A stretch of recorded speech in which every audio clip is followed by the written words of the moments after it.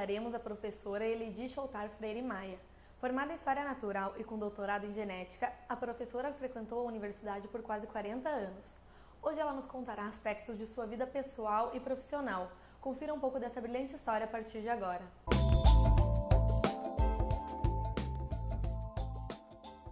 A minha apresentação à genética se deu quando eu estava no 2º grau. Eu fui aluna da poeta, a professora Helena Collodi. Então, através das aulas da professora Helena, que eram excelentes, eu aprendi a primeira, a segunda lei de Mendel, mais um pouco de genética. Então, foi num ambiente assim muito agradável, porque ela era uma pessoa muito excepcional. Fui me aprofundar mais quando eu entrei, na época a gente falava faculdade, que era a Faculdade de Filosofia, Ciências e Letras, e eu fiz vestibular para o curso de graduação em História Natural. Então eu estudava no curso de História Natural, que era em geral pela manhã, mas havia algumas aulas de didática à tarde, e em todos os momentos vagos eu estava no departamento de genética. E o departamento de genética recebia muitas visitas também de colégios. Então eu lembro que às vezes a gente ia pro laboratório, mostrava os microscópios, falava um pouco algumas coisas básicas de genética, e também íamos para o anfiteatro e às vezes dávamos alguma aula. Então isso era comum. Então nós que éramos os estagiários, nós que tínhamos esse encargo.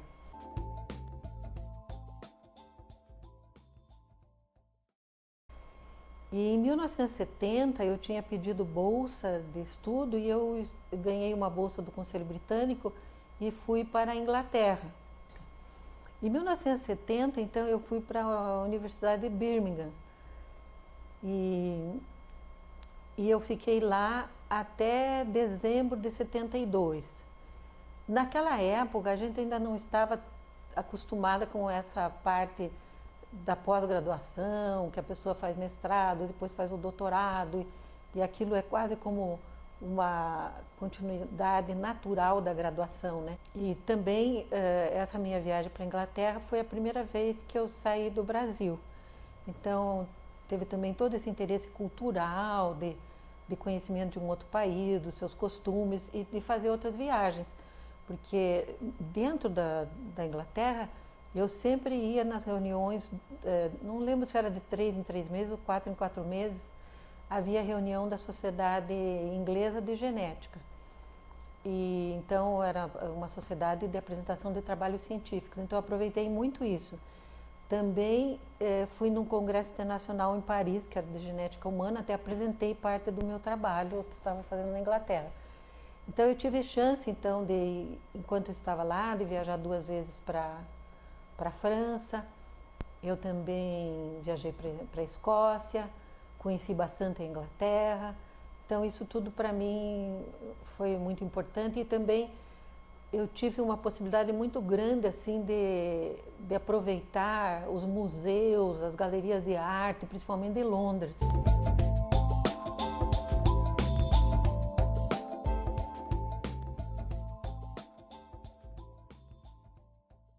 Em dezembro de 1972, então eu voltei a Curitiba, reiniciei meu trabalho como professora do Departamento de Genética e também como pesquisadora. E eu vim com algumas ideias também novas, não só de trabalhar com ligação genética, mas também de começar um laboratório que pudesse fazer tipagem de sistemas sanguíneos, trabalhar com eletroforese de proteínas e de enzimas, para ter, digamos, dados para poderem também, para eu poder depois utilizar em estudos de ligação genética. Não sei exatamente quando, mas lá por 78, eu acredito que eu já comecei a trabalhar com colinesterase do soro. Na realidade, o trabalho com essa enzima teve a ver com estudo de ligação genética. Então foram feitos 2 trabalhos de ligação genética. Um deles fui eu, quando vim da Inglaterra, ainda não tendo o laboratório montado adequadamente, utilizei dados de outros autores que às vezes apareciam nos trabalhos e pude fazer as análises. E depois foi o tema da tese de mestrado do professor Sérgio Primo Parmo.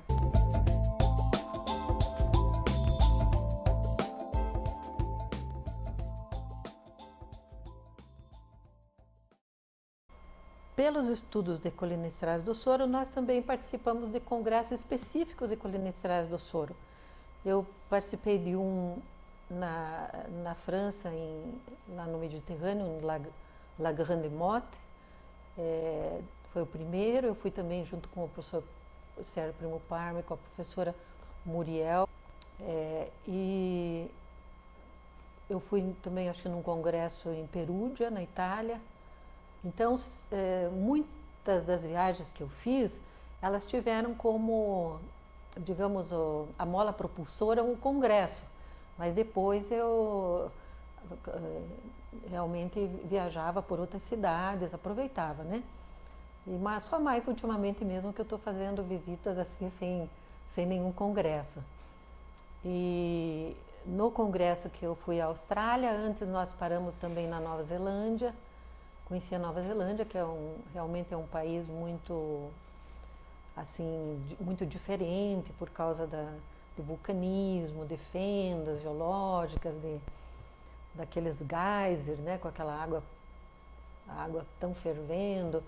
E na Austrália também adorei muito, e até a Austrália serviu para mim, para me mostrar o quanto eu gosto de animais. Porque eu gosto de animais, mas eu nunca fui assim de querer ter muito... Morando em apartamento, eu não sou daquelas que querem ter animais em casa, então eu não sabia como eu gostava de animais. E a Austrália tem aquela variedade imensa de animais, de marsupiais.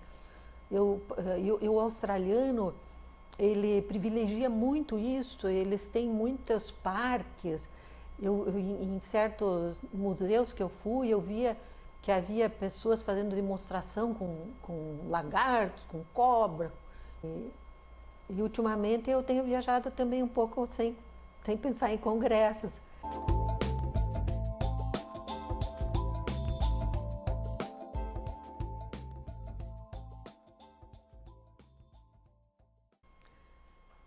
Eu entrei em 1964, né, como estudante, fazendo estágio, né, no Departamento de Genética e orientada pelo professor Nilton Freire Maia. E nessa época o professor Nilton era viúvo. E depois, algum tempo depois, não lembro exatamente de tudo, mas ele me convidou para sair, para ir cinema, para exposição de arte. E eu sempre dizia que era só por amizade, porque realmente havia uma distância, né? E também havia uma distância de idade, né, entre nós. Mas enfim, né, depois eu sucumbi aos encantos dele e nós casamos em março de 1974. E o nosso casamento foi um casamento muito feliz. O Nilton, ele tinha 4 filhos quando nós nos casamos e nós decidimos não ter filhos. Os 4 filhos eram jovens, o mais novo devia ter uns 16 anos. E alguns anos, logo depois do meu casamento, não sei, uns 3, 4 anos, já comecei a ter netos. E hoje eu tenho 9 netos, que me dão muita alegria. Mas também eu recebi, digamos, uma família. E que é algo, assim, muito importante para mim, né? E o Nilton já faleceu agora em maio, já completou 11 anos, foram 11 anos, né, do falecimento dele. Então é uma coisa que é uma família sólida, nós fomos todos muito unidos. Então isso foi algo que enriqueceu muito a minha vida.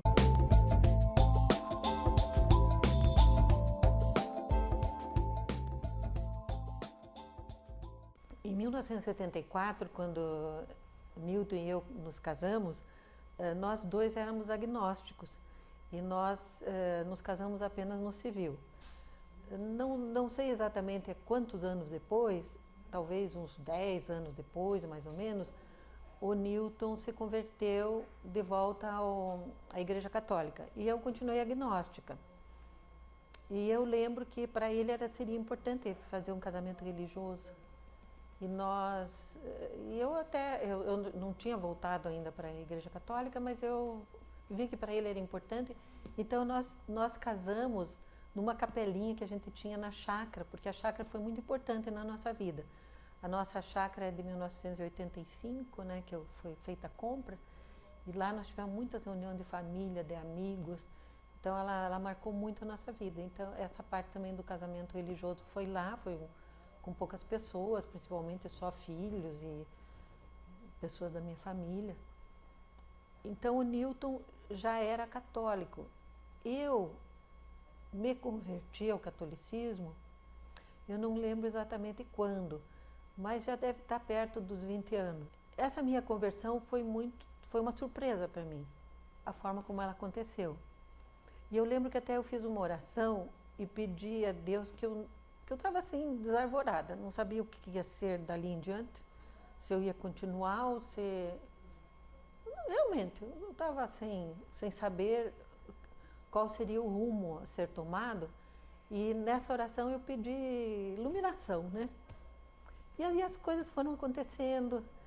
Eu logo fui convidada para entrar no Instituto Ciência e Fé, que é um instituto aberto a todas as religiões, mesmo aos agnósticos e também aos ateus. O grupo resolveu fazer um retiro no Convento da Solitude. E nós fomos. E eu sabia, eu tinha conhecimento a respeito da Madre Belém, que nós a chamávamos de Mère Belém, que era uma freira contemplativa, né, monja do Colégio Sion. Isso também foi algo que enriqueceu muito a minha vida. Então ali nós estudamos vários teólogos, inclusive teólogos assim da Idade Média, por exemplo, que tem alguns muito importantes, de modo que eu comecei a ter uma visão da religião diferente. Isso me abriu muito a cabeça, e depois a Mère Belém, uma pessoa extraordinária. Eu posso avaliar de algumas mudanças minhas pessoais que foram, realmente eu devo a ela. Então essa é uma parte também que enriqueceu muito a minha vida.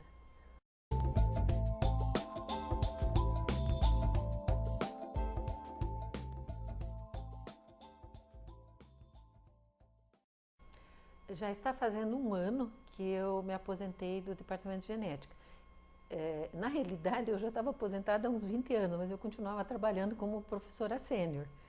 Mas definitivamente, assim, que eu deixei de trabalhar, está fazendo um ano. E eu continuo com algumas atividades que eu tinha, e uma delas, por exemplo, é yoga. Eu faço 3 vezes por semana. Já há 10 anos que eu faço yoga. E tem feito uma diferença muito grande na minha parte, principalmente de postura, de coluna. Então, mesmo que com a idade que eu já estou, é mais difícil, às vezes, o progresso ser mais rápido, mas mesmo assim, todo ano eu percebo que eu consigo algo além, em termos de flexibilidade ou de postura. Então, isso tem sido muito importante. E tenho aproveitado também bastante para fazer viagens. Eu tenho um encontro com uma amiga, que é psicóloga, a doutora Tiana Guimarães. Toda semana nós estudamos filosofia, então eu também sinto essa necessidade. Então é importante que a pessoa que deixou de trabalhar, principalmente tendo trabalhado a vida toda, né, num ritmo assim bastante acelerado, tenha atividades que lhe deem prazer e que também complemente a parte cultural, a parte da saúde, né? História interessante, não é mesmo? Não deixe de conferir nossa página no Facebook. Lá você pode encontrar outros vídeos e mais informações sobre o setor de ciências biológicas. Até a próxima!